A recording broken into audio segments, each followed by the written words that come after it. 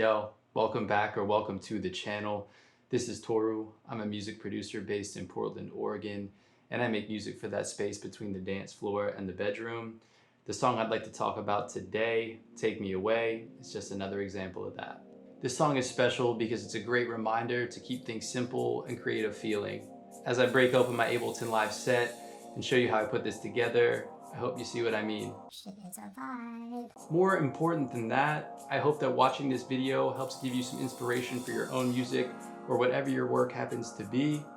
If you've already listened to Take Me Away, thank you so much for listening. I really appreciate it.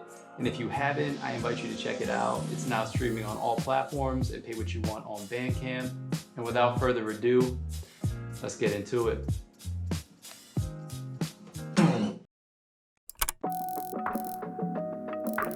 Let's jump in. All of these red tracks are drums. This orange track is a drum break that was chopped up and layered underneath. All of these pink tracks are various percussion elements, some recorded live and some of them are loops. All of these tracks that follow the percussion, whatever color this is, I tend to think of them as accents and extensions of the drum kit. This green track is a guitar part. The track below that is a chopped up guitar. These purple tracks are different piano and keyboard parts. And these last two tracks are synth parts. So the song is centered around this 3-chord progression, and it's originally played on the keys. While I was making the song, I accidentally stumbled upon this chorus patch. I liked it so much, I decided to keep it and use it throughout the song. So for the intro,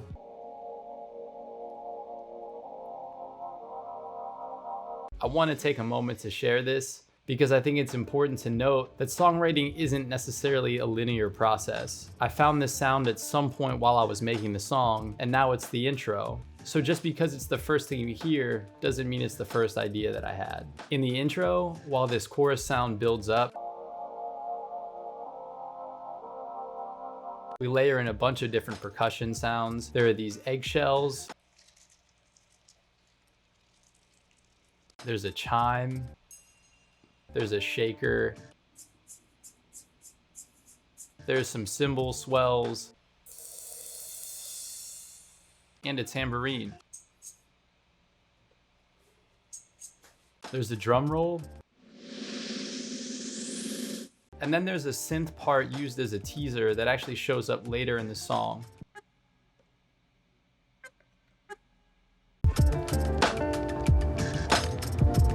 After the intro, I drop in the drums. There's a kick, a snare, a programmed hat, and then a real hat that I played right here on this one.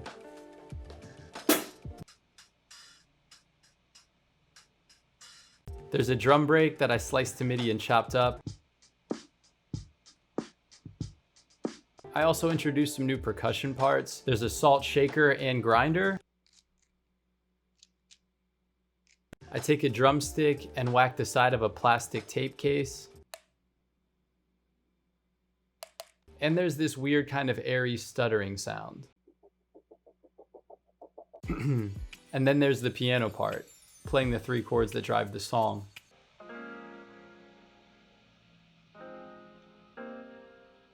So the drums all together,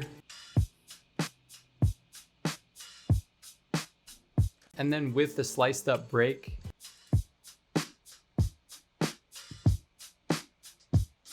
and then with the percussion,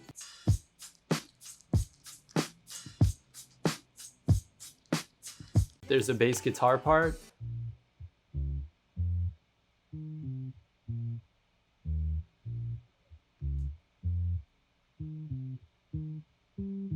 So once we throw in a crash and some claps, all of these elements in context,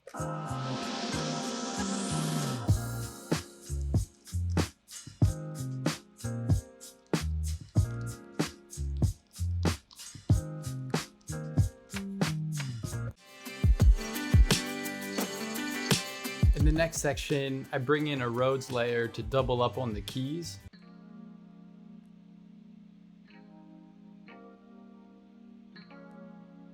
And remember that synth part that I teased in the intro?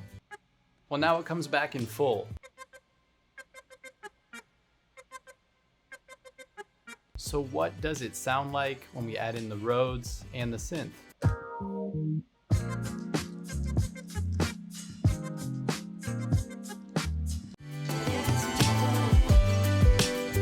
In the next section, I drop out the drums and bring back the chorus patch from the intro.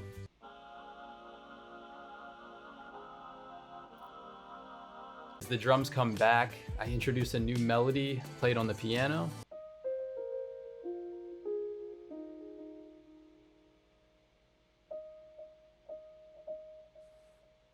And just as a little bonus, here's how I'm processing that piano melody. You can see that there's some EQ rolling off the lows. Here's my RC20 and how I have that set. There's a little bit of delay and I'm sidechaining to the kick. I hope that helps. So let's hear that melody in context.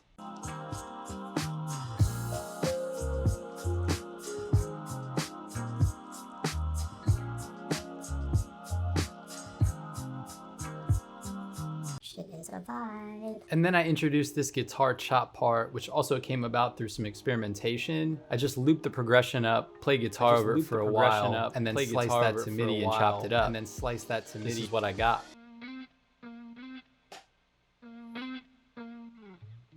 I lifted a percussive moment out of the upcoming guitar solo, just to create a little variation in this part. So let's hear this guitar chop and the slide in context.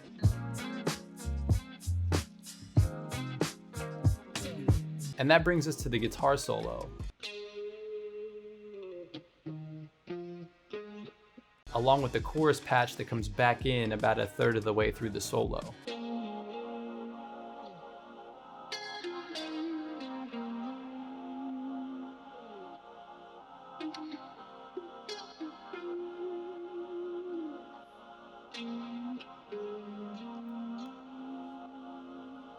And here's a quick look at the processing on the guitar. There's some EQ, a gate, RC20, some tape, and some compression. So now that we have the guitar solo covered, let's give it a listen in context.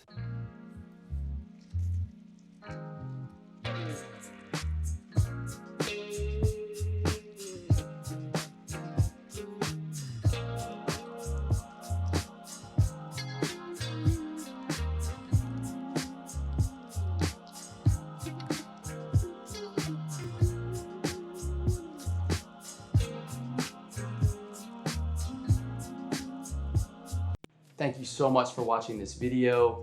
Just a few more things before we get out of here. If you like what you saw, hit that like button, subscribe to this channel, ring that notification bell. I've got more videos on the way. Do not miss them. If you've already heard Take Me Away, thank you so much for listening. Also, maybe it's time to run it back. Refresh after this breakdown.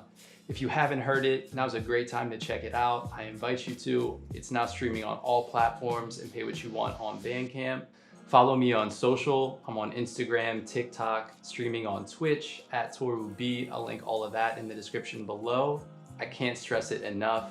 Please do not neglect yourself or the work that matters to you. This has been Toru, and in a way, so are you. Peace.